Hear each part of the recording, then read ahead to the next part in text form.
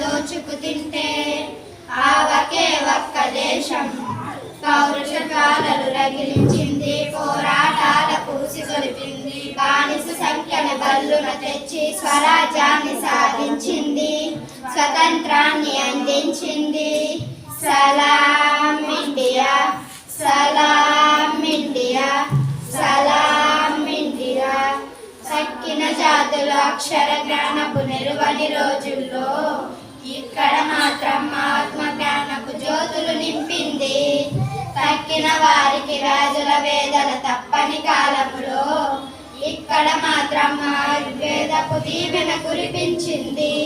గణితానికి మరి సున్నానిచ్చిన ఘనత తనదే, గ్రహణానికి తేదీలతో చెప్పిన చరిత్ర తనదే. రోదసిలో తన లక్ష్యాలన్నీ నీలగా ఛేదించిన రోజు ఖురాన్ బైబుల్ గీతల బోధన పాటించింది. సలాం ఇండియా, సలాం ఇండియా, సలాం ఇండియా. నీటిని మట్టిని చెట్టుని పుట్టని తల్లిగా తలచింది, కంకర కంకర శంకరుడే అని భావన నేర్పింది. వారిని వీరని ఎంచక మనిషిని ప్రేమను పంచింది. ఎక్కడి నుంచొచ్చావని అడగక హక్కున చేర్చుకుంది.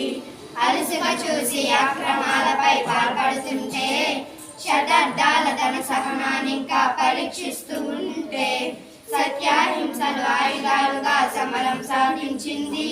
సత్యాగ్రహమే యుద్ధ వ్యూహమై విజయం సాధించింది. సలాం ఇండియా, సలాం ఇండియా, సలాం.